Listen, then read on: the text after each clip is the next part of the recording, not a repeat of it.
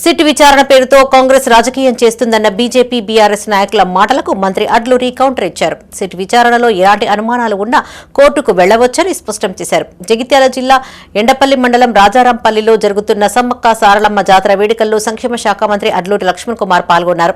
అమ్మవార్లకు నిలువెత్తు బంగారం సమర్పించి మొక్కులు చెల్లించుకున్నారు.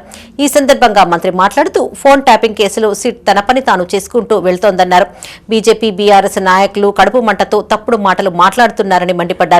తమ ప్రభుత్వం తప్పుడు కేసులు పెట్టి వేధిస్తే కేంద్రంలో ఉన్న బీజేపీ ప్రభుత్వం ద్వారా చర్యలు తీసుకోవచ్చని తెలిపారు. బీఆర్ఎస్ హయాంలో చేసిన పాపాల కారణంగానే సిట్ విచారణ కొనసాగుతుందని స్పష్టం చేశారు. భారతీయ జనతా పార్టీ కేంద్రంలో అప్పటి నుంచి ఇప్పటి వరకు రాజ్యం వెళ్తాను. అరే అధికారం మొత్తం మీ చేతిలో ఉన్నది ఆయన. మేము తప్పుడు గోగుల మీద కేసు పెట్టి ఒక ఎఫ్ఐఆర్ చేసి అభియోగం మోపి మేము సిట్ ద్వారా గిట్ట నోటీసులు ఇచ్చినట్టయితే మీరు చట్టపరంగా యథార్థ వాస్తవాలు కాదని చెప్పి కేంద్ర ప్రభుత్వం ద్వారా సిబిఐ ద్వారా మా మీద చర్యలు తీసుకోండి. మా ప్రభుత్వం మీద వేధింపు చర్యలు చేస్తున్నాను. ఒక మాజీ ముఖ్యమంత్రిగా పనిచేసి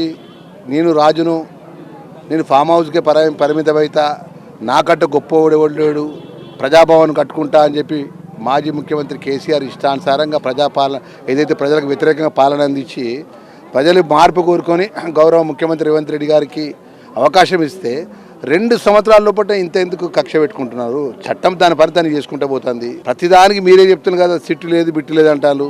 సిట్టు లేదు బిట్టు లేకపోతే ఆ నోటీస్కు దానికి సంబంధించిన హైకోర్టు పోండి. ఇక సీట్ ఇచ్చిన నోటీసులకు దమ్ము లేదు, కరెక్ట్గా లేదు, ఇది యథార్థం కాదని చెప్పి మాట్లాడండి. ఇలా కేంద్ర ప్రభుత్వము మీ చేతిలో ఉన్నది.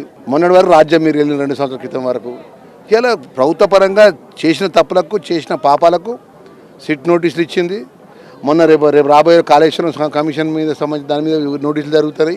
అనేక సందర్భాల్లో కూడా అనేక విషయాలు జరగడానికి ప్రభుత్వంలో మీరు చేసిన పాపాలు ఇక్కడ ఎట్టి ఫస్ట్ వదిలిపెట్టదని చెప్పి చెప్తారు. నోటికి ఏది పడుతుందో మాట్లాడితే ప్రజలే అన్ని గమనిస్తారు. ప్రజలు ఏ విధంగా బుద్ధి చెప్పాలో రేపు జరగబోయే మున్సిపాలిటీ ఎలక్షన్లో బుద్ధి చెప్పడానికి సిద్ధంగా ఉన్నారు.